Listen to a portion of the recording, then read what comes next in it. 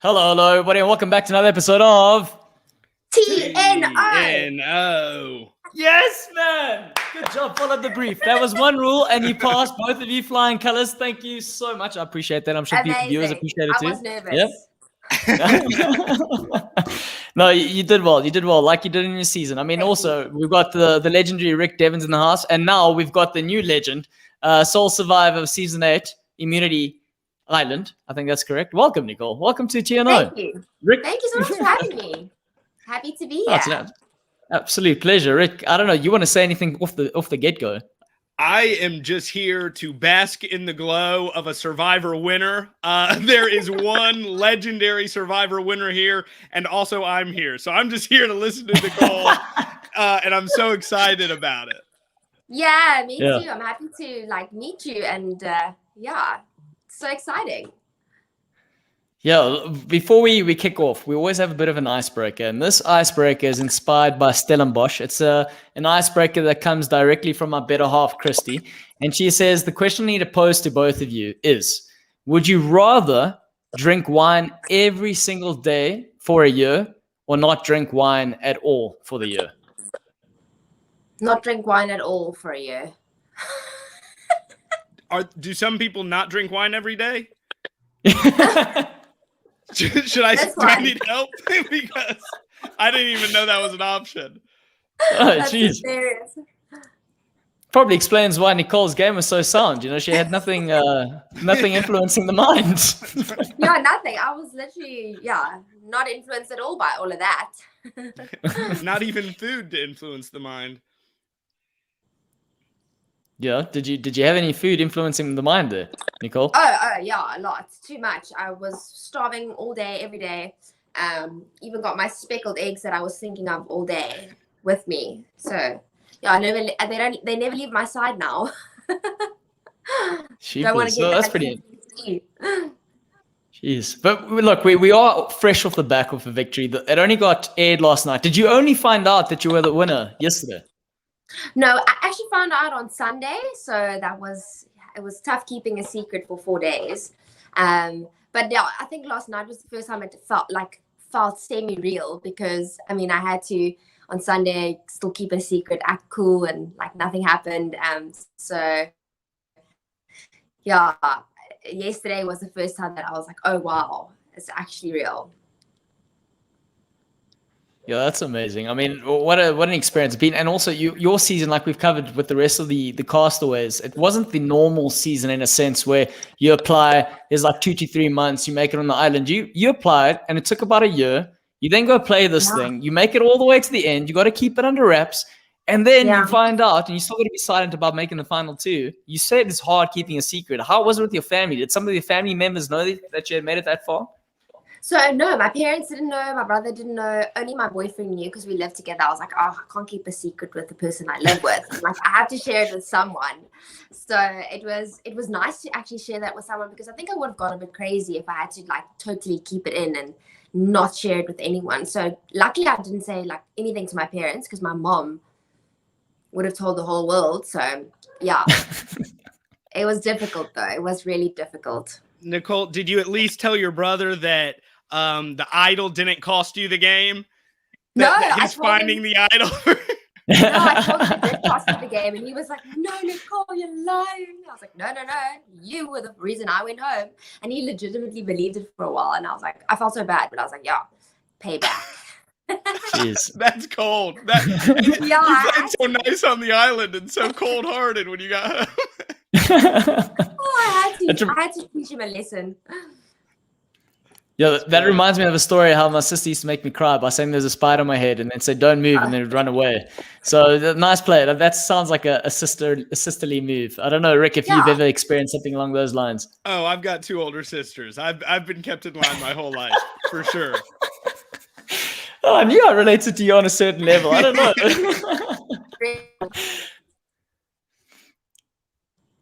Nicole, going back like to the winning thing, and you're sitting in the finale. Did you manage to get any champagne poured? Because we've got a TNO person here, Christy, saying, "What about the champagne? Did you have any of that like Formula One sort of vibes, like spraying over you, or did you have your fair share today?" None of that. No, unfortunately, I felt like I needed Nico to bring me champagne, and I felt like I needed a bath. So that would have been great, but none of that actually realized. So I had champagne last night though, and so yeah, it was tasted just as good. Yeah, they couldn't spray champagne on her. She made it very clear to Nico she had just gotten the hair done. No liquids falling down. Exactly. No rain. None of that. No spraying of champagne. A nice glass and a bath. Just like Exactly. That's Nicole's style. Yeah. I was looking all neat and stuff. I was like, I cannot deal with rain right now. Not today. Can't rain on my parade. There you go. Perfect. Jeez, it did rain in like every tribal council, so fair enough. I think that's okay. We got Kieran Naidu. He's on the line. Mr. Strategic Kieran saying, shout out to my boy Peter for help with the idol. What a legend. Kieran? No, he's not going to ever help you again with that. I've had Nicole, strict chats with him. This is a new Blood versus Water South Africa alliance we need to be on the lookout for. Potentially. I think he would sell himself short like very early on in the game because he wouldn't know what was going on. So I know. You mean he learned nothing from your season? No, I think he learned a few tricks. But I think I'm going to have to send him to Kieran for a week or two so he can give him the real deal tricks. Between the two of you, he would have all his bases covered for sure. Yes. Oh, for sure. And he's even got the height. So yeah. Everything I was lacking, he has. So he could actually be very good. Nicole, they talk about how you didn't get the immunity challenge win because of your height. They forget that you also would have had the idol with your height. It's like, Exactly. Yeah, wow. Some of those challenges were so funny. Like, especially that one where I had to reach for that key. And I was like, watching it back. So being in that moment and reaching and then like failing dismally, but actually watching it and like being like, I actually believed I could get it. And then watching it back, I was like, there was just no way. Like, you were seeing things, girl. You thought it was closer than what it actually was. But it was so funny watching it back and just like, I was like, oh gosh, this is so embarrassing. But it was. But you know what? There's a lesson there for life, obviously, but I think there's a definite Survivor lesson there because I'm a nerd for Survivor, Nicole. So I also watch Survivor Australia, and they just had a brilliant strategist get all the way to the end. And one of the things held against him was that he gave up in challenges. And you so clearly never gave up. And you won, and that person, might not have. So I think it really paid off. No, for sure. And I think for me, I had actually entered 2 seasons, season 6 and season 7. And I knew that I would have to do my absolute best to do myself justice because I had tried so hard to get on the show. And I always showed up for every challenge because I just knew that I wanted to look back at it and make sure that I gave absolutely 100% in every situation possible. So watching it back, I'm really proud that I could do that. And we've got an awesome question here from Joseph saying, how many times did you jump in that immunity challenge? Just because everyone's talking about, they like the fact that you never gave up. They like the fact that you kept going. Realistically, reaching for that thing, how many times did you ever go? I think it was 8 or 9 times. I think they only showed 4 on the edit, but I think it was 8 or 9 times. Wow. Yeah. No, it was, a lot of people would have just said, enough for me. Enough for me. I was actually having fun. I was like, woo! If I'm jumping for the 8th time and Nico's like, come on, Devens, I'm like, I'm going to kill you. He's like, keep going, Nicole. And I was like, gotta listen to Nico. I'll keep going. I'm like, give me a ladder, Nico. Are you kidding me? Yeah, I should have asked for one. So did you feel like that at challenges when Nico spoke? Did you feel like it was a real motivator for you to keep going? Or was it just something internally where you're like, look, I was going to do this anyway, but did you see him as a little bit of a coach? The thing is, he was really far away, so I couldn't really hear what he was saying. But in my heart, I was like, you never know what could happen with the other guys. They could maybe something could happen and they could not know what was going on, and then I could potentially like catch up or something. So I was like, okay, no, you're not giving up. You're going to go until it's done, or you're going to go until you get it. So yeah, there was no other option for me. Jeez. Was it hard biting your tongue all these weeks? I mean, as you know, do your darndest in these challenges, but Chappie's is winning everything. And everyone's talking about Chappie's the great. He's going to the end. It's obvious the winner's at it. And you're biting your tongue going, I beat him. Yeah. That was really difficult because, I mean, everyone thought that Chappie's was going to win. I think literally 99% of the viewers thought he was going to win. So throwing in that little curveball at the end there was so exciting for me. And I couldn't wait for people to see it because I was like, haha, joke's on you. He doesn't win. So it was difficult to not like let something slip or get like overexcited in those situations where people ask me like, who's going to win? But I'm really grateful that I got the opportunity to beat him because, yeah, everyone thought he was going to win. And here we go. He didn't. And I wasn't even sure he was going to win if he did win that challenge. I was really curious to see how that final tribal would go, especially if it was against you. I wanted him to be on trial for the stealing of the food. I really wanted to know how people felt about that. But you didn't let it happen. You crushed it at the end. That was, I mean, really great. Thank you. Yeah, I felt like if I had taken him to the end, I might not have won. And I wanted to give myself the best chance that I possibly could. So it just made sense for me to take Anela. But some people think I could have beaten Chappie, some don't. But I don't want to ponder on that. I'm grateful that I took the right person to the end. Yeah, you played your cards perfectly. And that's why you're the winner. Thank you. Yeah, I mean, it wasn't just a small victory as well. It was, the margin was quite, I think, what is the vote tally in the end? It was like 8-1 or something along the lines there. 8-1. Yeah, I even shocked myself at the end there. But yeah, I think also people saw value in the way that I played. And I think Anela was very much a flip-flopper. So I know the jury members are incredibly intelligent people. So they obviously saw through that and saw that I was a worthy winner, which is just phenomenal. Knowing that they are such amazing people and such good players, and they chose me to be the winner, is just really, it's amazing. Yeah, and them choosing with regards to being ambassador, just out of curiosity, I mean, Nicole Hilgard says, how hard / easy was it for you to face the jury? It was actually quite easy for me because I had built such good relationships with all the people on the jury.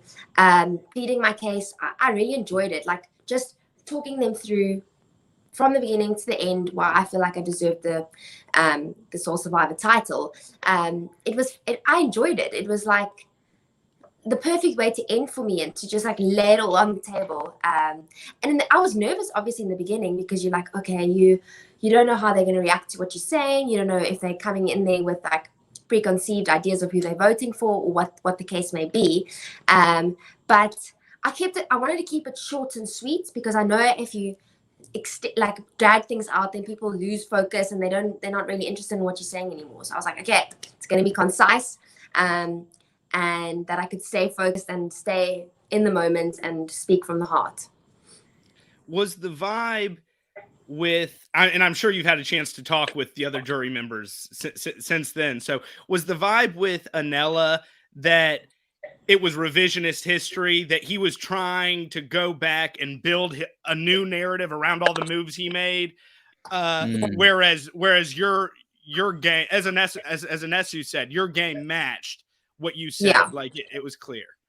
Yeah, I think also he had to try and come up with an argument to put himself in a good position. But I think all the jury members could see through that because what they had lived on the island and what they're hearing are two different stories. So they're kind of like, well, 2 and 2 does not make 4 at the moment. So I think he kind of like spoke himself into a bit of a situation. And he had to do something because, as you so brightly pointed out several times, he's only there because of you. It's like he's got to pull a rabbit out of a hat. Yeah, no, shame. I felt so bad having to like re-say that the whole time, but I was like, but it's true. Yeah. Yeah, it's such a concrete argument for sure. Thank you. Yeah. And it was interesting because every time he was trying to come up with something, she's like, wait, hang on. hold Yeah. the phone. You're here because of me, and it's like, oh Hold up. shit, let me try to do something else.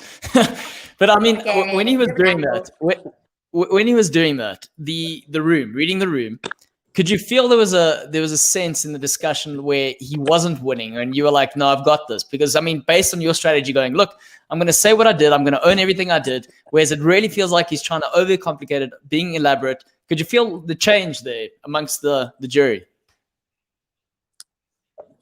I could definitely that something was going on, but I didn't want to like feel too confident in that moment, because you never know if they're also still playing a game on the jury. You never know what the situation is actually like.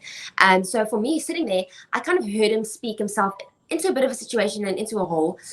So I, like, for me, I was like, okay, it's not sounding good for him. And looking at their faces and reading the room, I kind of got that sense, but also at the same time, you don't want to think something and then there's a different outcome. So I was trying to like stay humble and stay just grateful and just not think that I had won before I actually did. Nicole, I thought this season, production-wise, and I'm such a big LaRue fan, everybody knows that, but I thought they did such a good job of hiding who the winner was going to be. Like, from the very beginning, it's like, so Dino and like Kara heavy, and then it's a Nessu and Kieran and Tyson, and you're obviously there the whole time, and then it's like the Chappie show. Was there anything... And you know, you didn't come out of nowhere at all. Like, you're there as a steady contender the whole time. But is there anything that you are surprised didn't make it because maybe they were trying to hide it a little bit? No, I think everything that was important they showed. That obviously didn't show.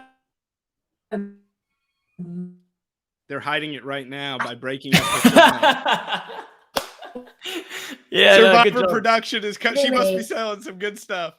Yeah, they're like, we don't want to reveal too much all right now. That's kind of what's happening there. Sorry, Nicole, you broke up there. No, I'm saying I don't feel like they cut out stuff that was important in my story. I just think it was very short, but everything important did make it to the air. And you could see the thread of the game I played, and I'm grateful for that, because if something was missing, then people would be like, okay, it doesn't really make sense. But I think at the end, in my argument, I really just laid out. So if you had missed something along the way, it was told there, and it like made sense, I hope. Yeah, and Eggy's got a better point here. Just with regards, I know we're talking about the edit, but just going back to what you were saying with regards to your speech at Tribal Council, saying, I honestly think both Anela and Nicole had good final Tribal Councils, but Nicole came across extremely likable and totally deserved. And I think maybe the authenticism when you were really putting your message out there came across, and that's what they were feeling, versus Anela trying to prove a point, and that didn't quite land, I think, from his perspective. I think very much so. And I think also that he was trying to sound too, like, the vernacular he was using was so high, and I just came to that normal and plain and straight to the point. And I think that definitely benefited me in the long run. And, you know, I think this whole season, like, one of the things that I loved about it is everyone played so hard. You had no easy outs. Yeah. Like, there were no easy people to get rid of, which makes your win even more impressive. But also, it seemed like everyone had a really good spirit about it. Like, I know there were some people bitter about little things, but it seemed mostly like everyone took the game in stride, let each other play, and you still shined among all of them with, like, your positive attitude with the game, even when the Chappies is admitting he starved you, you know, on day 37. Yeah, and I'm like, it's okay. What was it? Was it just that you knew you were living the dream being out there? Like, what kept the smile on your face the whole time? Oh, absolutely. I just keep remembering that it's not easy to get on the show, firstly. And also, it's only 39 days of my whole life. Like, that is as bad as it's going to get. It will pass. It will get over. But while you're here, make the most of every moment and just enjoy it. Like, it goes so quickly. And you'll have so many regrets if you don't just enjoy every moment of it. So yeah, I just try to be in the moment and take in absolutely everything that was going on around me, good or bad. And just take it in my stride. Well, let's talk about the good and the bad. I mean, when you're looking back at it and you've done your journey, now you're the champion. Obviously, you're going to be focusing on, and also just let's hear that again. The champion, the sole survivor. Yeah. I mean, did you play Queen all day? You know, we are the champ. Did you get any of that out, by the way? No, I was playing But by Beyonce. I'm a Survivor. Good choice. Good choice. I mean, that was my second choice. Yeah. But just going back to highs and lows, the good and the bad. What was the best of the best moment for you during, apart from being crowned the champion, and what is the worst moment you experienced out there? So the best, I definitely have two moments. Firstly, when I won individual immunity, that's like the dream of mine is to do that, and I think very few people actually do experience that, and it's like such a proud moment. It's because it's so difficult to do, and that's why what Chappies did is so phenomenal, because it's really difficult to win individual immunity. And then also obviously when my brother came on, like sharing that moment with someone from home, someone that, you know, is my loved one, and just it was so special having him there. And then lowest of lows was definitely all the rain and the hunger. It makes the game so difficult, like even more difficult than it already is. It's already such a difficult game, and then those elements and the hunger just make it it's not easy. And yet, do you miss it a little bit? Oh, absolutely. Isn't that the craziest? I know. That blows my mind. I'm like, oh, how do you miss like starving and being wet all the time? But it's so much more than that. It's like it's a life-changing experience, and I love the simplicity of it. I love like that I didn't have to be connected to my phone. I just lived every day for what it was, and I missed it. I really miss that. Oh, here's a fun question that I get sometimes. What was like the piece of news in South Africa or in the world that you came back to that happened while you were away that you were like, what? It was actually the Trump and the Biden election, and we kept trying to find out, did Trump win? Did Biden win? It was like, it's such a debate. And then we also wanted to know, what level are we in? Are we still in level 4? Are we in level 3 lockdown? Like, where are we now? What's happening in the rest of the world? So that was crazy coming out of that, and like being back in life and like going back to wearing a mask. That was terrible. Yeah. Rick, I don't know how like tailored that was for you, the American audience out there, the Biden and the Trump, but that was perfect, Nicole. I don't know. Have you been doing this all day, just answering the right questions? I had flashbacks to election season. I was sweating, like I thought that was over. Thank goodness. That was crazy. Yeah, I wish I could have gone on an island during election season. Nicole, Joseph asking you, did you get to use Marisha's jacket? You guys are breaking up. I can't hear. Joseph just asking, did you land up using, I know that you're going to name your firstborn child after Marisha, but did you land up using her jacket? I think we're just struggling there. I can't really hear anything. I have a feeling that, you know, based on Marisha's biceps, Nicole might have been able to get a sleeping bag out of the arms of the jacket. She would have stayed warm for a while. Dude, still one of my favorite moments of the entire season was that challenge where Marisha just pushed the other team on the spiral. That was one of the most fun moments of the whole season. Yeah, no, that was a goodie. What I'm just curious about, Rick, seeing as you are here and we're looking at it, and you're looking at it from an objective perspective. Yes, we can hear you. So I'm just moving locations because I think the Wi-Fi is struggling. I'm back. That's all good. That's cool. You're adding some dynamism to the show. We've never had movement before. Rick, you didn't experience that the last time. So it's good. She's a survivor. She's finding a way. I love it. Adapting. Hey, what's up? Oh, shit. He's like, what's his feedback been? What's he told you since you've been back and watching you on TV? Your boyfriend? I think he's just been so proud, and like sometimes he's like, Nicole, did you really just say that? And he's like a bit embarrassed, but he knew what he was getting himself into. But no, he's been loving it, and he's really proud of me, and it's just amazing to have like watching it again with him and reliving it in a sense, and for him seeing like exactly what we went through and how tough it was. And now he's excited about that prize money. No,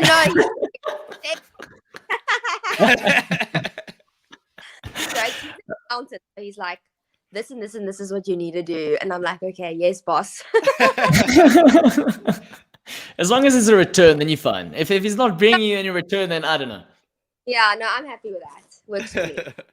Okay, that's cool. But Hilgard's got another good question, and I like this because this is more focusing into the game that you played and going in post or merge, really.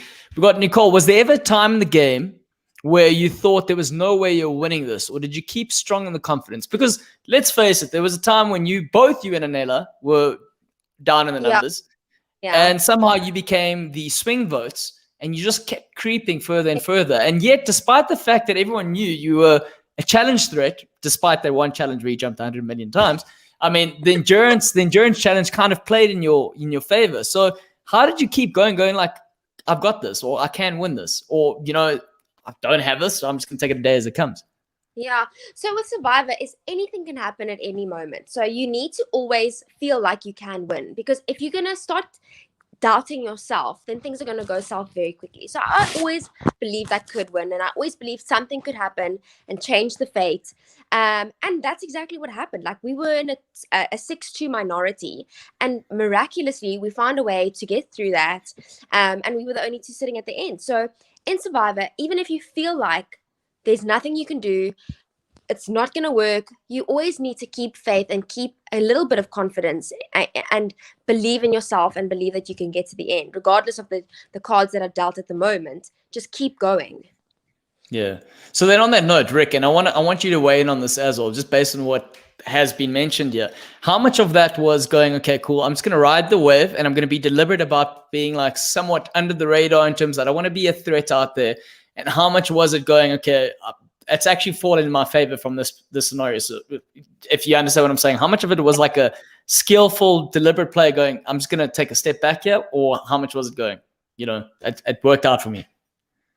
I definitely wanted to be in the, like Renier said it best, play in the middle pack, because the people that come across too aggressive or strong get voted out so quickly. So you need to look like you're just chilling a little bit. So that was definitely part of my strategy, is looking like, a little bit in the background, because then people are like, okay, she's chilling. And you don't want to chill too much, because then they're like, okay, well, she's not doing anything. So it's a very fine line. It's an interesting balance between looking too aggressive and looking too chilled. And just, I just wanted to put myself in a position where I was informed about decisions, built strong relationships and real relationships that could get me to the end, but also not look like, I was trying too hard. And when you were out there, did you ever see examples of other people trying too hard and it kind of makes you go, oh, okay, I need to make sure I'm not doing that, because it's too see-through? Yeah, I think with D, he came across too eager, and then it put people off. So no, he didn't try too hard in terms of relationships. He was just too eager in the game, and the way that he spoke, he kind of like spoke himself down. And I think that like triggered people, and they were like, wait, something's weird here. So I think that was, where I was kind of like, okay, I've seen in previous seasons that you must stay in the middle of the pack as long as possible, and then strike at the right time. Because otherwise people see you as a threat too early on in the game, and then you have a target on your back way before you need one. So yeah, I think Dino was this season for me when I was like, okay, that's what I don't want to do. I love Dino. He's a great guy and such an amazing player, and I'm sad that he didn't make it any further, but I think that was where his demise came about. That's the Dino's thing. I suppose everyone, Nico touched on the fact of him being paranoid, to which he said he had good reason. But you do mention the relationships here. And Tyson, when he was on the show, he said, interestingly enough, he did have a good relationship with you. And I just wonder at some point, and we asked him the question, we said, cool, Tyson, you had that relationship. Did you ever consider working with her? And he said, we were close, but that was just never on the table. So from your perspective, why was that? I think from the beginning, Karen and Tyson, they were great people, but I didn't necessarily want to play with them because I knew that they could potentially beat me. So I was like, it wouldn't make strategic sense for me to play with people that could beat me. So I wanted to always put myself in a position where I would be favorable in at the end. So yeah, there were such strong players throughout the season, and it just didn't make sense for me to play with them.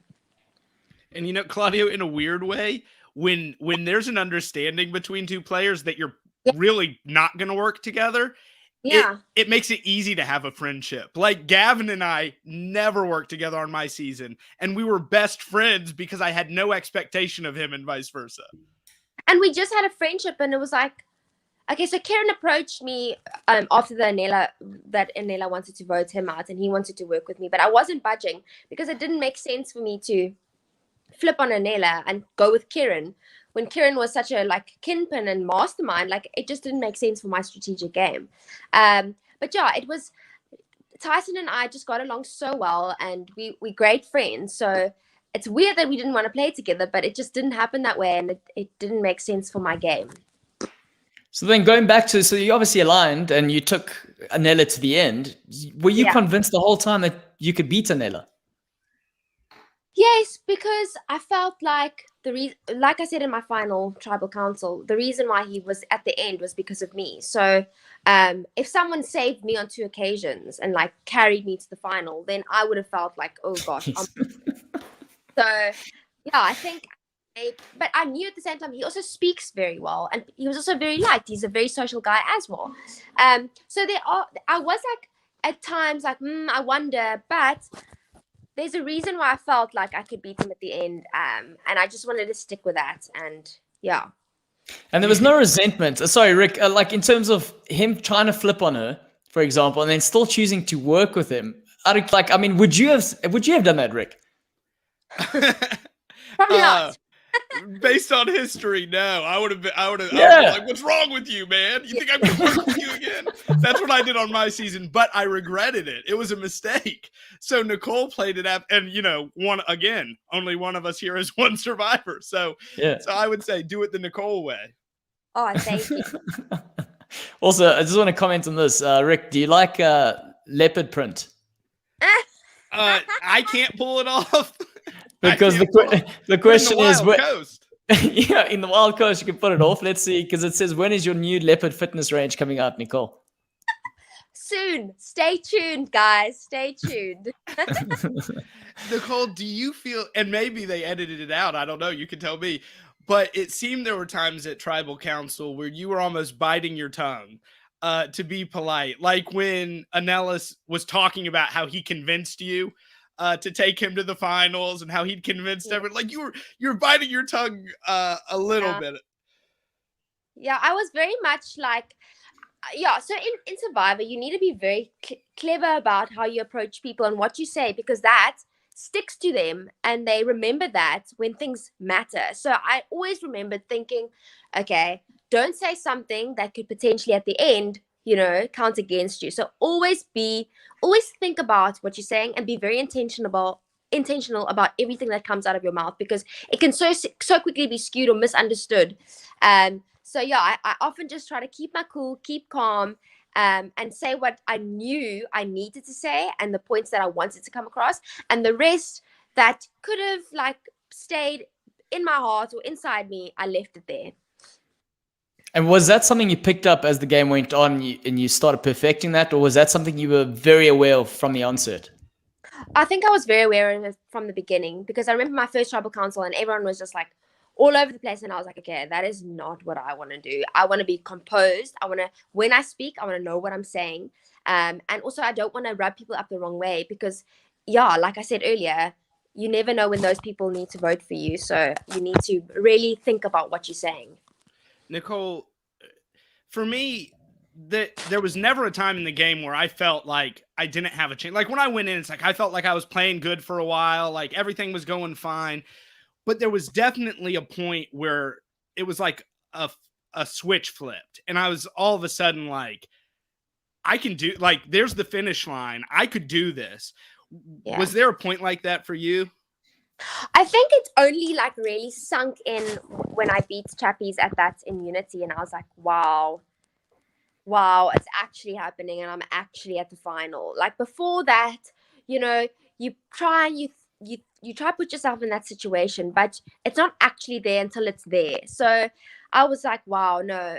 In that moment when I won that immunity, I was like, this is real. This is actually happening right now. So that's the first moment where I felt like, wow, I made it.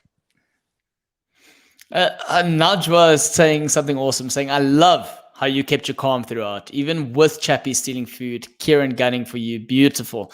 Now, I think that's an interesting thing. What I found during the season was the emotions were high, and we found like a lot of times, Santoni, Kieran, they had to go at each other, and then the Chappies talk.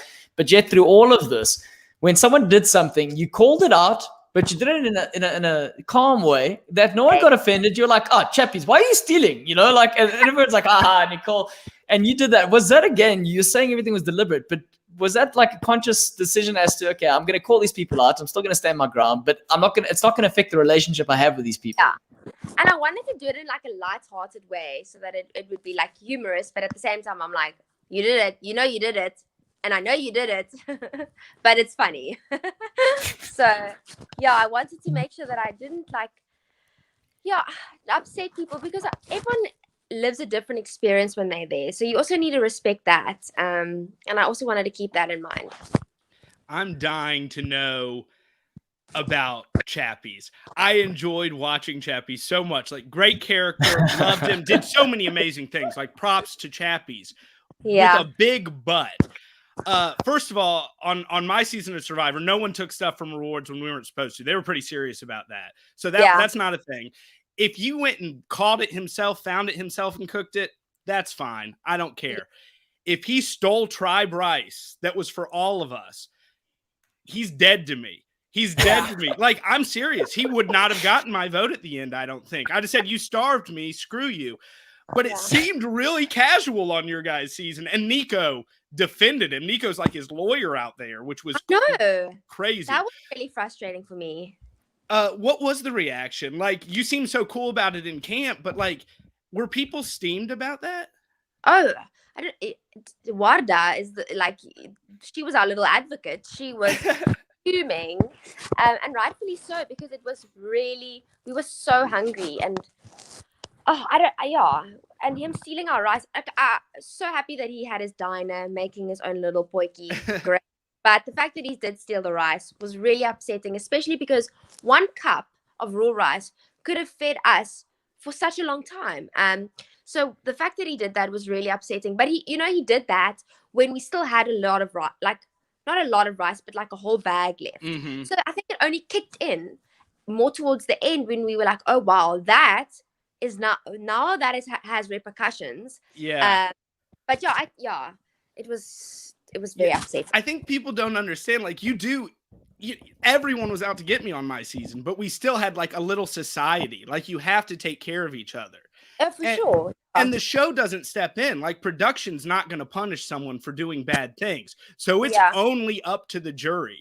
So I was real curious. Like, if the jury had okayed it, what happens next season of SurvivorSA? Like, everybody does whatever they want. So for all. Yeah. So I was curious to see how that played out, but I'm sure the jury was relieved that they could vote for you and not have to.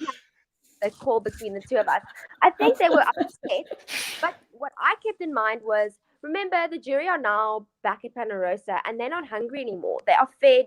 Maybe they don't remember how bad it was, and I didn't want to leave that up to chance and then like potentially have him at the end and be like, yeah, he stole rice, and they're like, oh, it's not that bad. It's actually funny now looking back. So yeah, I didn't want to put myself in that predicament. Yeah, Rianta's saying, how did you guys get away with stealing the food from the reward until Chappie sold y'all out? Like, how did that happen?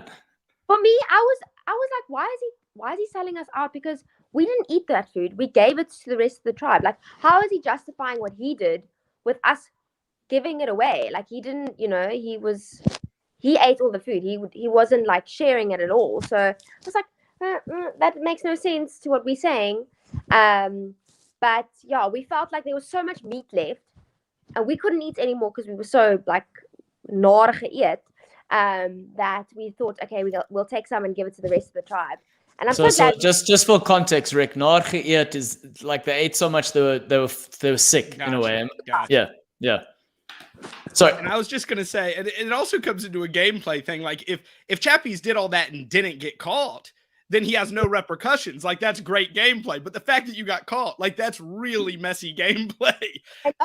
And I was curious to see if there'd be repercussions. Yeah, and there were none. And I was a bit curious about that because I was like, well, it's really not fair, but okay. I guess it's like you couldn't punish him because he kept winning immunities, but I was curious to see if the jury was going to, and I guess we'll never know. But I'll tell you, Nicole, that if I was in the jury and there was someone who had stolen food from me and gotten caught, and then there was someone that I played with like you who was like positive the whole time and like left it all out there and beside me and shared coconuts with me, you would have had my vote. Thank you. I watched an episode back where Kieran and Tyson and Chappies were sitting there, and Kieran said to Chappies, if you make it to the end, you deserve it because you've won so many challenges. So I'm actually really glad I didn't take him to the end, because I think it would have been a difficult decision for a lot of people on the jury, because he did play he was a very physical guy, and he really outplayed us on that level. So it would have been interesting to see, but I'm glad I didn't take him to the end. Rick, you touched on the fact that Nico sounded like a bit of an advocate for defending Chappie's case in the scenario when the whole tribe was seemingly turning against him. Yeah. Now, Nicole, you say it was frustrating. Now, I just want to get the two perspectives. Your view as a viewer, Rick, and how you interpreted that, and then Nicole experiencing it. Mine was not, I was not doing it as a viewer, honestly. I was putting myself in a player's spot, and I was just thinking, like, those were Chappie's arguments to make or not make. Like, he's the one who needs to defend himself. I thought that Nico explaining why production's not in it, I thought was terrific. Like, in terms of, like, you took food from the reward, he took food from the reward. That's fine. It was when Nico was saying he went and found all this food, he's eating it. That seems like, you know, hustle and pay. It's like that. Yeah. That's a great argument. Chappies needs to make that argument, not Nico for him. Yeah, exactly. I agree 100%. Yeah, it definitely, with that episode, I felt like Nico was trying to, you know, speak to the jury and like try convince them that Chappies is so deserving and outwitting everyone here while having a diner. And I was like, not really, because firstly, the mussels were making me nauseous. So I was like, I'm not going to go forage for food because it's making me nauseous, and I don't want to potentially get sick and then lose all the nutrients of my little bit of rice that I was having. So that was frustrating that they were like, he was pushing that. And I was like, at the end of the day, I wouldn't have, even if I, you know, I wouldn't go forage because it was making me nauseous. Yeah. And like, I love Nico. I think Nico does a great job. It's just like in this scenario, and the argument coming from Chappies to the jury, if they're not happy with him or don't like him at that point, and he says, well, I earned it, I eat it, they're like, oh, screw you. But Nico, who's impartial, who everyone likes and everyone respects, he makes that argument, and you go, maybe I should consider that. Like, maybe he has a point. It was, I thought it was too much. Yeah. Yeah. And that's hard to do. I mean, he's on the spot too. Oh, for sure. And he needs to also think about like the best situation that he, like, whatever he has to say. Right. He's trying to make sense of it for both sides. And I just sat there and I was like, I feel like my dad is shouting at me. I need to go forage tomorrow. Right. I'm not going to win unless I forage. And it's such a line, because I did feel when he explained again the difference between taking rewards and that, like, I can't get him in trouble when you guys did it. Like, I thought he did that really kind of like really well. And everyone's like, oh, but anyway, tough job. Yeah. And I agree. And I'm glad that Nicole's here. It doesn't matter. Yeah. It doesn't, no. But say he does win. Say Chappies does win the final immunity challenge. Did he have a conversation with who he was going to take to the end? Was it going to be you or Anilla? Well, he didn't have a conversation prior to the challenge, but on the challenge, while we were standing there, he said to me, I'm going to take you to the end. And I think he was just trying to mess with me. So I was like, he would soften me up and I would be like, okay, like a bit more relaxed in the challenge and not be so eager to win. And so I don't know who he would have taken to the end. But if I go back on the conversation he had with Anesu at the breakfast they had, it sounded like she was saying, if you take Nicole, you're definitely going to win because she's not going to get any votes. So he might have thought that, but I would have come with a very good argument. So I was prepared for that. But luckily it never got to that. And I'm glad I didn't believe him in that moment, because I knew he was just messing with my mind. When you were in that final challenge, were you surprised when he dropped, or could you see it coming? Could you tell he was struggling? No, I actually was like looking down most of the time, because I didn't. So sometimes if you're like busy doing a balance thing and then someone else loses their balance, then you kind of also like, you know, so I kind of just try to look down the whole time so that no movement would distract me from like staying in the zone. So when he fell, I didn't even see him fall until I just heard him hit the ground. So I was like, oh dear. And then I was like, oh, yay, this is great. Oh dear, but yes. Yeah.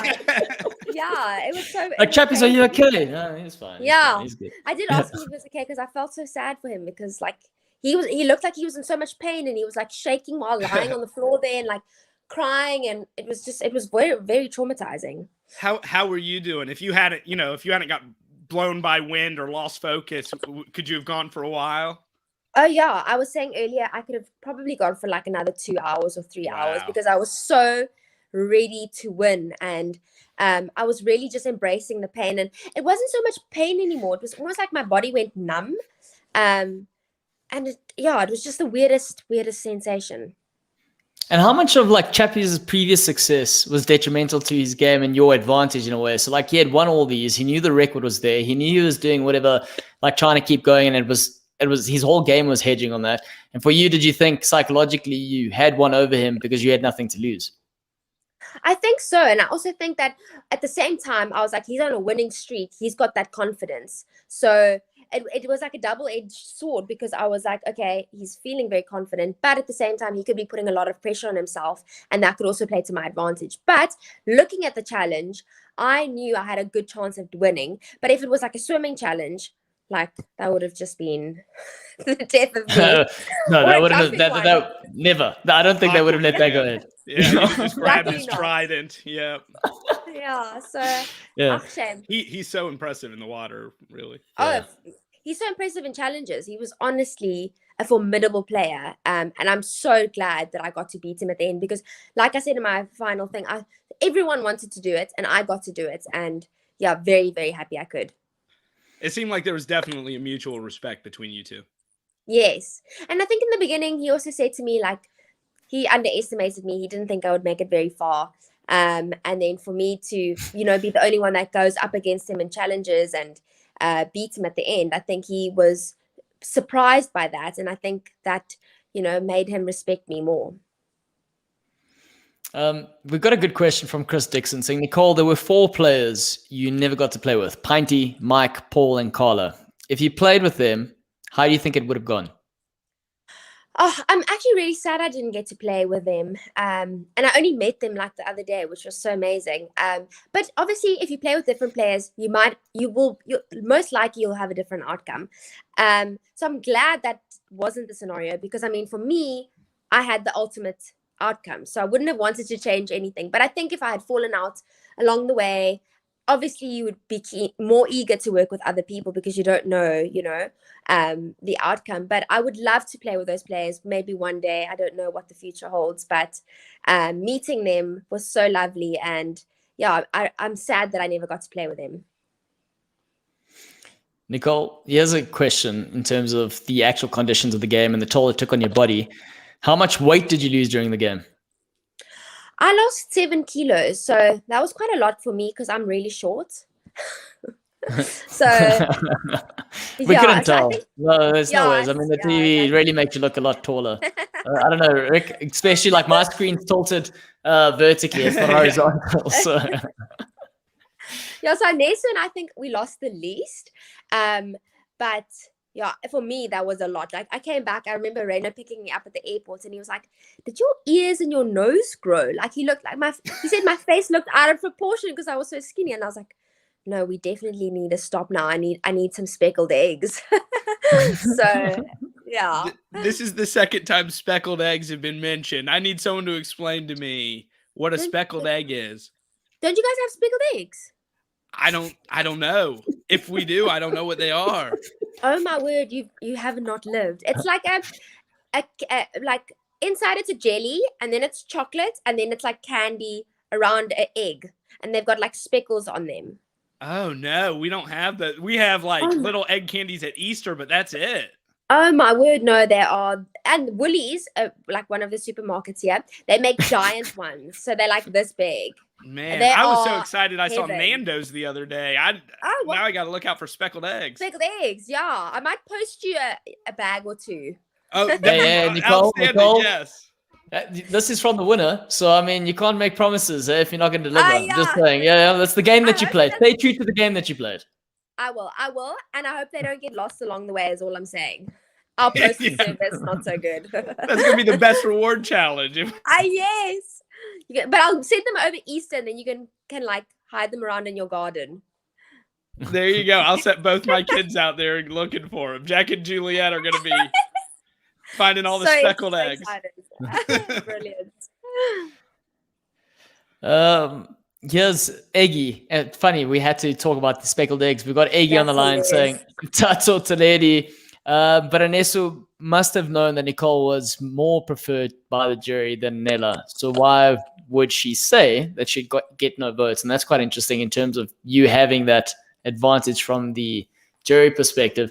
I think when we're diving deeper into the game and we're looking at the challenges that you enjoyed and that you didn't enjoy, did you come into the game going, you prepared physically and you were ready to be a challenge beast, even though you're up against a guy like Chappies? That was a strong part of your game. Were you physically prepared coming into it, going, this is what I'm going to be good at? Well, you don't know what you're going to get yourself into when you're in Survivor, because you don't know what you're up against. You don't know the people that you're competing against. So I trained hard before the time. I genuinely gym every day and work hard towards like fitness and stuff. So I definitely prepared, but I wasn't sure what I was going to get myself into and who I was competing against. So, but I think I've been very competitive my whole life, and very sporty. So I think that definitely stood me in good stead. But yeah, you just never know what cards you're going to get dealt. So I'm grateful that, leading up to it, I did prepare somewhat and that it paid off. Yeah. And looking back, obviously a big part of your game, what would you say apart from being a kid? No, I don't want to say it. I don't want to give you the answer. But anyway, sorry, my mind's all rambling. Nicole said be concise and everything. I'm doing complete opposite to that. But I'm just saying, when we're looking at the game, we've got Anela technically played the social game. You've got you were in the middle of the social and bit of the physical. We've got Kieran, obviously overt strategist. When you're looking at the three aspects, and Rick, I'd like you to weigh in on this. In terms of the outcome of the season, what did you think is the most important skill set you have coming into the game and being a winner? Because that's a difficult thing to do, regardless of who you are. Do you want me to answer, Rick? Be both. I want to hear from you. You're the winner. Take notes, Rick. Take notes. 100%. And for me, I think it's definitely you have to have a balance between all three. But my strategic game was more of making sure that I made good connections and played a social game that led to a strategic game. That was my strategy. And also keeping in mind that I needed to play to my strengths, and I can't win someone else's race. I need to stay in my own race and win my race. So I consciously tried to always keep that in mind in every move that I made. And yeah, it's difficult because you need to play a game full of different levels. Like you have to outwit, you have to outplay, you have to outlast, and it all needs to add up at the end. But yeah, for me, my strategy wasn't like a Kieran strategy; it was a Nicole strategy, and that worked for me. Yeah, and I think I'm trying to think about it too, and I think you just have to kind of be yourself. Yeah. And that's like the main game is be yourself. And then whatever game you kind of get forced into playing a certain type of game the people around you. And for me, it's like being myself is like, I just fall for people so quickly. Like, I hang out with people for 2 hours and I just love them. Like I want to be their friends. So that's why even, when everyone was after me, like I still was really happy to be around them in camp. Like we were still really good buddies. But like when I started winning challenges or finding idols, it became a game where I had to, like I couldn't flip them. They were after me for a threat. So I got forced into that game, but I never stopped being me, which is why if I'd gotten to the end, the jury would have gone for me. Whereas if like I had tried to play a cutthroat game, I could do that and have fun, but it would still not work with what I'm trying to do. Yeah, I'd be tortured the whole time. It wouldn't work out. Yeah, that's exactly how I feel. I wanted to feel natural in everything that I was doing and not feel like anything was forced or I had to overthink something. And I just wanted to come naturally to me. And I think that's the game I played. And I'm really grateful that I got to do that. And you didn't get trapped in that thing that so many people get trapped in now, where you panicked halfway through the season and said, I have to do something stupid just to build a resume. And sink your whole game. And I think that that discipline is hard to find these days. And it clearly paid off. Thank you. Yeah, I'm very relieved. Rick, I love that you said that, because that is, I suppose, when you're looking at it, there was a lot of talk about the CV, Tyson mentioning it, but look at what other players did. And maybe one of the things they're saying with regards to Nicole and Nella making it to the end is the fact that seemingly they've got like nuclear wars happening on the other side, and they were Switzerland and they managed to get to the end. But I love the fact that you said this is a deliberate choice, this is discipline, and you don't get sucked into it. Whereas if you're looking at a Tony playing the game, whatever he did, he reacted on it. So it's interesting. And Nicole, in terms of how many seasons you had watched prior to that, I know I kind of alluded to the fact whether or not this was deliberate, but how much influence, or how much were you influenced rather by the seasons you had watched previously? I don't think at all. I think I knew that I can't go into Survivor and play someone else's game. I need to go play my own game. So sorry to interrupt. This is spoken like a champion, Rick. Are you listening to this? Champion material here. Yeah, I know. I got my notepad right here. Great. That's a page, Rick. You don't have enough paper there. Come on. There's a lot of insightful things happening here. Sorry, Nicole, as you were. No worries. What was I saying? So you weren't going to play anyone else's game. That's where you went. Yes. And what then I wanted to say, I blanked. We were talking about the discipline of not like making a big move just for the sake of it. Yeah, so obviously you take points from previous seasons and you're like, okay, this is what I don't want to do. And how to also it shows you how to be adaptable in Survivor, because anything can get thrown at you at any time. So that I definitely took in my stride and implemented in my own game. But I never wanted to play like another player, because I was like, well, that's boring, and I don't want to mimic someone else's game. Like, I'm here to play my own game and make my own legacy and be Nicole. Yeah, and Joseph's got a fantastic question here. What did you think of the edit overall? And I suppose this maybe we can start off first with looking at your own edit, your personal edit, and then looking at the edit as a whole in terms of telling the story of you winning. Yeah. So I feel like my personal edit was very, I feel like I wasn't shown much. I think like the important parts were shown, but I think like my general play and like conversations at camp and the relationships I built weren't really shown, which is a bit disappointing, because that played a big part in winning at the end, because I really invested in people and invested time in getting to know them on a personal level and not just a game level. And I think that really stood me in good stead. So I'm bleak that didn't really get the time that it deserved.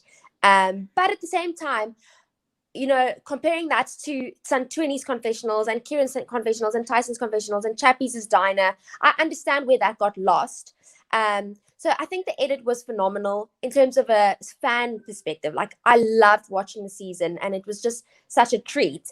But thinking about my edit, it was like, sometimes I was like, oh, some people might not see why I got to the end, where all of us know that because we were on the season and we saw, but the viewers obviously get a bit of a different perspective. Yeah. And Rick, what did you make of it? I'm just sitting here. I love the edit so much. Again, because, you talk so much about a winner's edit nowadays that I think it's really hard for a show to, fans are so perceptive. I feel like Anella at Tribal Council. It's hard to use some of these bigger words here. But they break it down. They talk to each other. They watch podcasts. They're on Reddit. Like, they are trying to figure out what's going on. And these productions have to get to the end of the season and have a winner that makes sense. Like, they showed you why they won, but they also can't give that away so early. And I thought they did such a good job of it. Like, I thought Santini was going to win at one point, Chappie's at one point, Anesu at one point. Even when when I finally was like, Kieran's going to win, I was like, wow, they kept that secret for a long time. And then I thought like 3 more people were going to win after him, till finally I'm like, Nicole's going to win this whole thing. And it snuck up. And it's like, how did that sneak up on me? Nicole took the person she wanted to beat at Final 2 all the way from when they were chained together. Like, she brought her person with her, and they hid that from me. I thought it was great. I'm glad. Yeah, it was a surprise, I think, to a lot of the viewers. But that's the beauty of Survivor, and I think I'm glad they led people a bit astray, because it made it so much more interesting. And if you two had to explain your game, Nicole, and Rick, I'd like you to hear how you would do it as well. Describe, like, from an analogy perspective, how would you paint your own picture, Nicole? And then Rick, you do the same as to what her journey was. Oh, you want me to say what my journey was? Yeah, in terms of if you had to paint the picture, and then I want to hear Rick's interpretation as well. Okay. No pressure, Rick. No pressure. No, don't say anything rude. Otherwise, no speckled eggs for you, man. Yeah, no, I'm not spending any speckled eggs. Your Easter's going to be dismal. Well, I went in there, and I remember my final tribal council saying, when you walk on the sand behind one another towards tribal council, and everyone was standing in each other's footsteps, and being a fan, I wanted to really play my own game. And something that was really true to myself and my character. And I think I managed to do that and show that I was really resilient while having fun, living my best life, and came to the end and slayed the dragon. And yeah, really chuffed with the game that I played, and I'm happy. Yeah. Happy with that. It's meant to be Frodo, because Frodo's little, but I don't think Frodo was self-assured throughout his journey, and you were more self. I don't think Frodo does you justice. I need to rethink that. Go back to the drawing board. Yeah, and I have hair at least. Look, you got a cap on there. That's straight from one of your pictures. There's not much I can do there. That was your choice, not me. True. Yeah. That's hilarious. So Rick, like an old lady. The reason I'm asking is because I need to amend this poor attempt of Frodo here. So let's hear your thoughts. My journey watching Nicole as a viewer was, at first it's like there were so many people and so many characters. It's like she gets lost in the crowd. She's there, but you don't get to know her that well. And then you start to see more and more of her, and she's almost always smiling at this point, but you still don't see enough of her because you're distracted by all these shiny things to know kind of where she stands in the tribe, how other people think of her. And I know for me, it was at the auction, at the auction, when she was getting in and out of the bath, and everyone was cracking up and happy to give her food. I was like, these people love Nicole. Nicole's cracking me. And that's when it's like, obviously, Nicole. And then you just had so many moments from then on. That's when, they started kind of, in hindsight, giving us the breadcrumbs that you're going to win this thing. But there are just so many moments to by the end, I feel like I earned it. It's like, oh, here she is. And now here she is. So I really enjoyed it. Thank you. That was a beautiful picture. And I really loved how you weren't shy either, by the way, because we said there was so much sass from you at that auction. Like, you were like, more please. Can I have some? Like, you weren't shy at all. You were like, that's part of my reward. Give it to me while I'm in the bath drinking my champagne. Okay. So, and like, if people did not like Nicole, it would have been so awkward and so awful. And like, I bet there's a lot of people at that auction that could not have gotten away with that. So I thought it was telling. Yeah. Imagine Sun 20 was in the bath. Everyone would have been like, no. Not today. Yo, wouldn't have gone down the same, eh? Oh. Sure. It says Incognito back in the house. Thank you, Incognito. We appreciate you. And it says, Nicole, can you tell us the reason why you sided with Wadda, Kieran, and Tyson instead of Chappies, Anesu, and Santoni?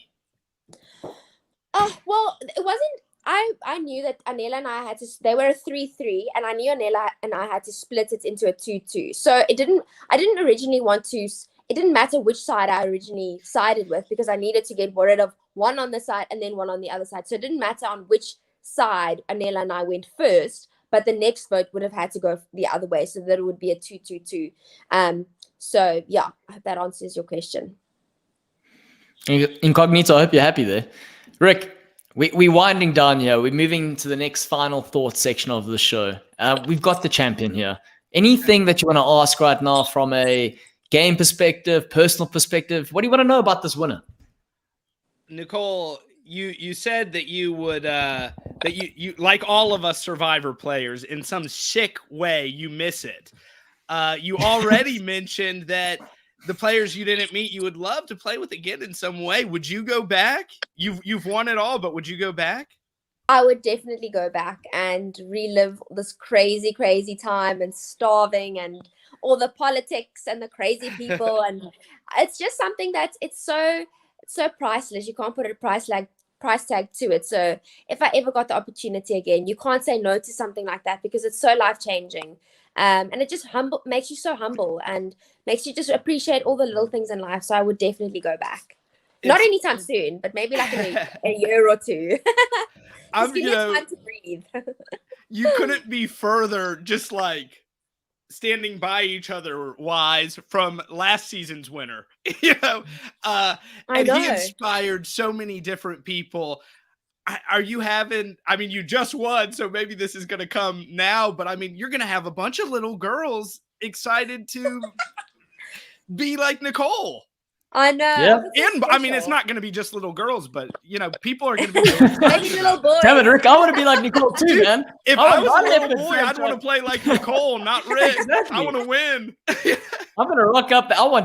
And also let's look at the leopard print. I mean, Kieran had leopard print on as well. So, I mean, it's just going around. It's infectious right now. I mean, honestly, I bet there are a lot of little boys and girls that relate a lot more to your journey and the struggles than like to Robert, who dominated, and had all those physical attributes. So I think you probably did inspire a bunch of people. Thank you. Yeah, and I really want to continue to do that, and just, reiterate the fact that if the odds are against you, and if it feels like something is impossible, just keep going. And I really want people to start believing in themselves, because you have the capacity in you to overcome and achieve so much. And I really want people to know that and to believe that in themselves. And I like that note. I do like that note. But Golden Spear, and this is going to be an interesting one because the season's concluded, and normally the Golden Spear is given for the episode. But what we're going to be doing is we're going to be looking at the Golden Spear holistically, and not a fan favorite perspective, but in terms of your game personally. What was the most important move that changed your game, that made you the winner? I think when I won that Tide Destinies challenge, and Anela and I started then to forge the way forward. I think that was definitely the turning point in my game, where people saw me as a formidable player, and also where things started, lining up the way that they ended up doing. So I think that was where, my game started to shine. And that's interesting, because I suppose a lot of the people are looking back going, you kind of charred your alliance from that perspective by saying charred in terms of you didn't really help your alliance by bringing them along with on the award. And it's interesting that you're saying that was the game changer. So indirectly it really bit. Go ahead. It's fine by her. It worked by her. Yeah, she got to go to the water park with her friends and win Survivor. It was amazing. What a time. I lived my best life. But actually, so in that challenge, we thought they would be able to send someone to Immunity Island, but that never happened. So I thought the reason I took them with me wasn't only because I felt like they deserved an afternoon off, but I thought they would be an advantage there. So that's why I brought them along, because I didn't want to take one of the others and then potentially find an advantage and then shoot ourselves in the foot. So that's why, it wasn't non-strategic at all. I legitimately thought there could have been an advantage there. So yeah. Makes sense. And Rick, and for you, looking back at the season, the Golden Spear, who would you give it to? Apart from the winner. I mean, I was going to say she ripped it out of Chappie's hands and stabbed him with his own trident at that final challenge. Yes! So of course I would give it to Nicole. If not Nicole, who again won, and you get it, period. Chappie's. He was such a fun character, and as much as he might not have gotten my vote, I thought he brought a real great spirit to the game. I don't think he's anywhere near a villain. Like, I like the guy a lot, and I would love to watch him again. Yeah. No. Yeah, he's hilarious. He was definitely extremely entertaining. Never a dull moment. And yeah, the season wouldn't have been the same without him. So I totally understand why you say that. But I mean, Kieran, Santonese, Smash, like they're Tyson, they're all so good. You really had such a good cast. Even those early ones. Yeah, Carla, Dino. Yeah, absolutely. Yeah. This is a lovely question, Nicole. I'm going to ask the question, but saying, did you have your pina colada after your victory last night? I actually haven't yet, but it's Friday. Tomorrow's Saturday. Still, the weekend is still upon us. So Friday, pina colada time. Yeah, come on now. I'd say that guy next to you on the couch has one job this weekend, and that is get a pina colada in your hand. I'm gonna make him make it. That's a great idea. Oh, there you go. Yeah. And serve it to me while I lie in bed. Oh, Queen. Are you listening to this, Queen? Just like that. Okay. That's he's got to play I have a pina colada. Love it. Right. Wooden spoon time. And I know this is a tricky time because we don't really want to look back and say this player made the worst move. So we're going to just focus on your game, Nicole. The biggest flaw in your game, if you had to go back and be like, I know I won, but this is something I could have improved on. This was actually the mistake I made. Yeah. What would it be? Looking back now was definitely taking Renier and Amy to the water park. Like, I wish I could take the wooden spoon and like hit my hand and be like, no. I think you got it on that. I think you got it in that episode, by the way. I think Renier and Amy gave it to you. So fair enough there. Yeah, oh my, that was really bad. So looking back, I was like, oh, that was a crucial error. But in that moment, I legitimately thought that there would be an advantage. But looking back now, I know there wasn't. So definitely a wooden spoon for that moment. Rick, if you're looking back? The wooden spoon I would give her, as soon as Nicole found out she was going to be on Survivor, no, I'm sorry to critique you, but you should have grown at least a foot.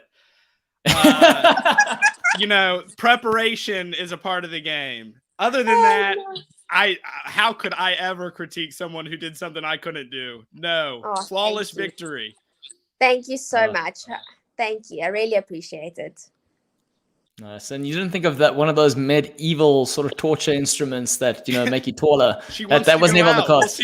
No, actually, those beds that like stretch you out? I gave those a try.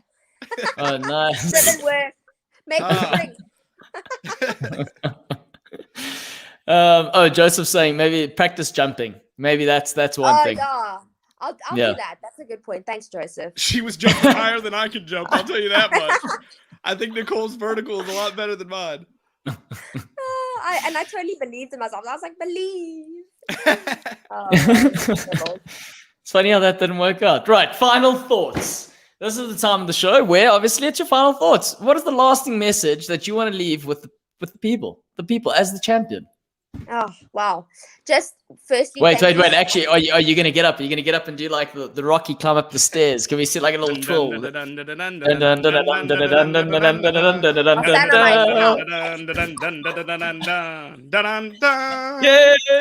done it. Yes. Love it. Yay. So that was fun. Now I feel like a winner. It's actually sinking in now.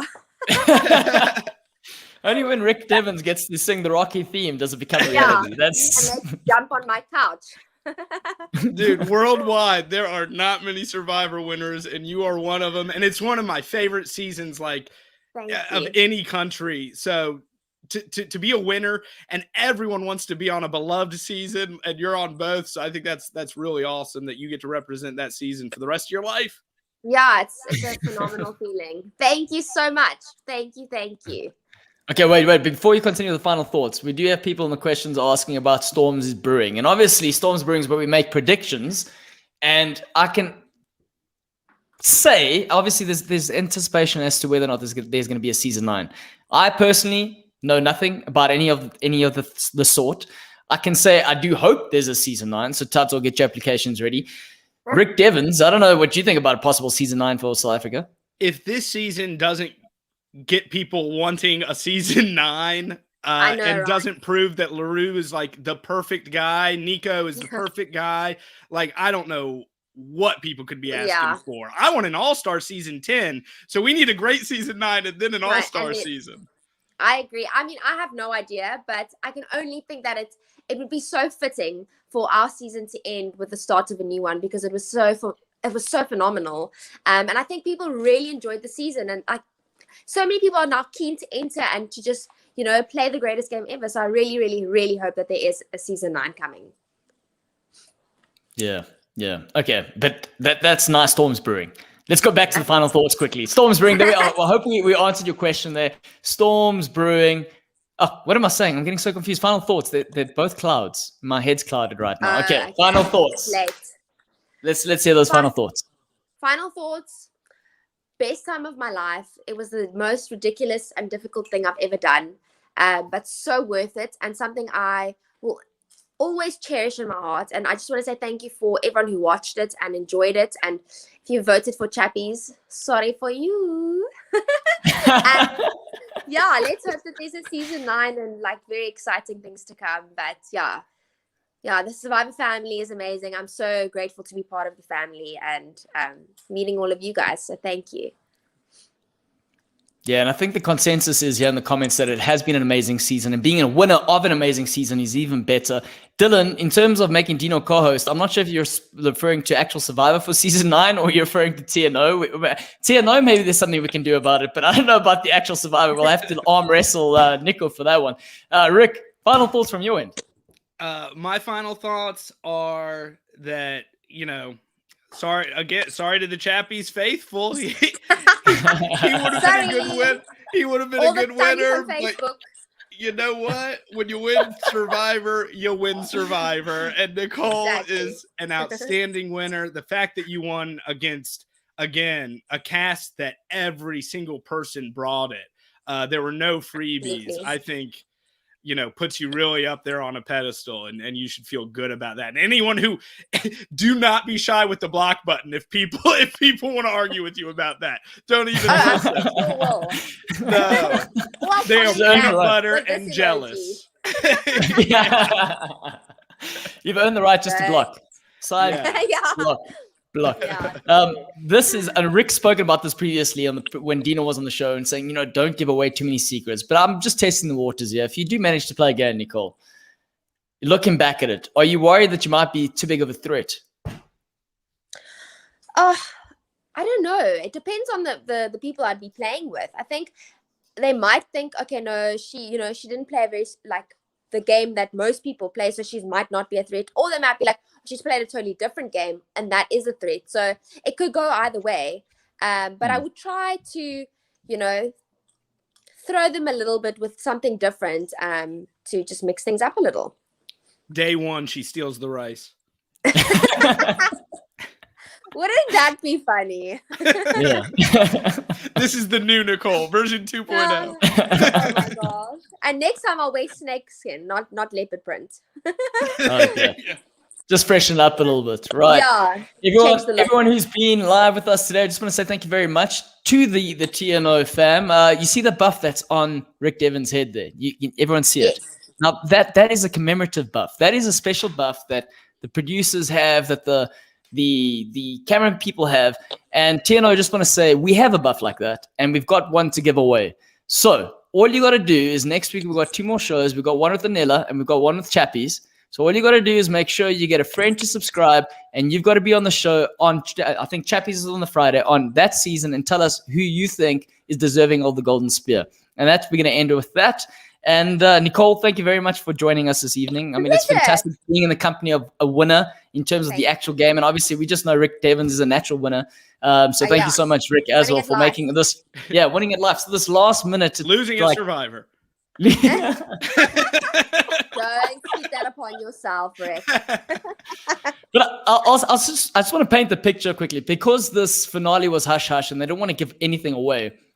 We only got feedback as to whether or not we'd have Nicole on Thursday evening, and then trying to get a guest on. So, it's great having you here, Nicole. And it's also great that Rick Devens is willing last minute, just jumping on board and saying, oh, I've got to be on on the show with the winner. So thank you so much to the two of you. It's really appreciated from Tina. Thank you so much for your time and your amazing podcast. Really appreciate it. You got it. Thanks for helping me connect with Nicole. This was fun. It was fun. We'll be getting a speckled egg parcel soon. There you go. There you go. Thank you. Enjoy your pina colada. Thank you, I will. All right, everyone. Thanks again for joining us and have a fantastic weekend. Cheers. Thank you. Bye. Bye.